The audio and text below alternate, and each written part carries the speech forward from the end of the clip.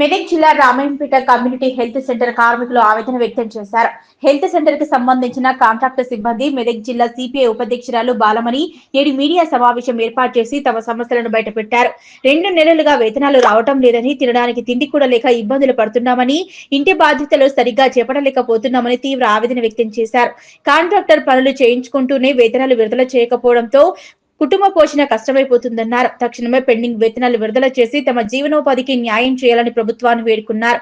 ప్రజా ఆరోగ్య విభాగం నిర్లక్ష్యం పట్ల సిబ్బంది తీవ్ర అసంతృప్తి వ్యక్తం చేస్తూ సమస్య పరిష్కారం కోసమై పై అధికారులు జోక్యం చేసుకోవాలంటూ డిమాండ్ చేశారు.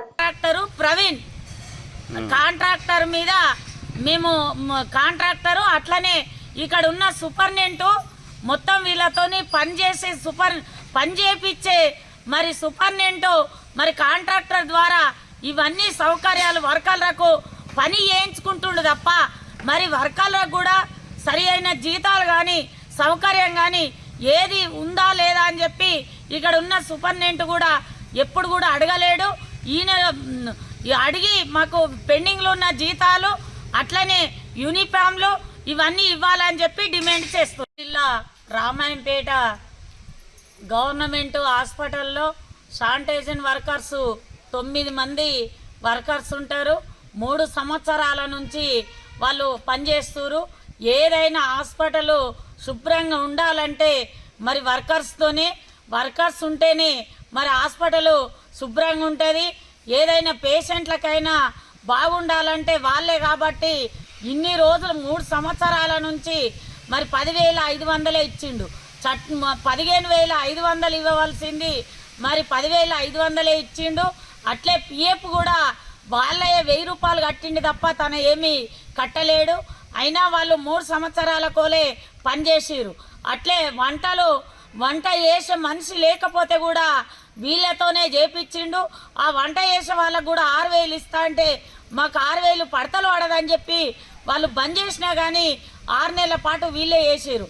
అట్లనే ఈ గడ్డి కోసేయాలన్నా, గడ్డి తీసేయాలన్నా, చెత్త తీసేయాలన్నా వీళ్ళే. అంటే వీళ్ళ దగ్గర కూడా డబ్బులు వసూలు చేసి వాళ్ళకి ఇచ్చిరు తప్ప వీళ్ళ జీతంలోకి వెళ్ళే ఇచ్చిరు తప్ప అది మాత్రము సపరేట్గా చేయలేడు. అట్లే యూనిఫామ్ కూడా ఇన్ని రోజులను 3 సంవత్సరాల కోలే ఒకటే యూనిఫామ్ ఇచ్చిండు. వాళ్ళకు బ్లౌజులు లేవు, ఏది లేకుండా వర్కర్లతోని ఇన్ని రోజులు పని చేపించిండు. ఇప్పుడు మాకు లాస్ ఉంది కాబట్టి మేము 5,000 ఇస్తాం, మీ ఇష్టమైతే చేయండి లేకపోతే లేదు. 10,000 కూడా మీరు 3 వెళ్ళిపోవాలి. ఈ 3 కూడా మెదకచ్చి చేయాలి. మీరు చేయొద్దని చెప్పే పద్ధతిలో బెదిరింపులు కొనసాగుతున్నాయి. ఇట్లాంటి బెదిరింపులు మాకు సహించము. మేము సిఐటిగా మేము ఒకటే హెచ్చరిక చేస్తున్నాం.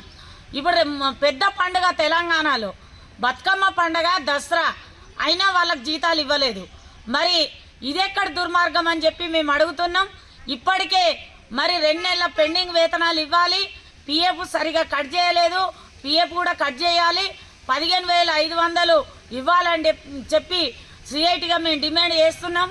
యూనిఫాము సంవత్సరంలో 2 యూనిఫామ్స్ ఇవ్వాలి. ఈ 3 సంవత్సరాలకు ఒకటే యూనిఫామ్ ఇచ్చారు. ఆ యూనిఫామ్లు కూడా వీళ్ళే వర్కర్లు కొనుక్కున్నారు. ఇవన్నీ ఇవ్వాలి. వెంటనే ఇవ్వకపోతే మేము వెంటనే సమ్మె చేయడానికి కూడా సిద్ధంగా ఉన్నామని చెప్పి సిఐటియు జిల్లా అధ్యక్షులుగా డిమాండ్ చేస్తాం.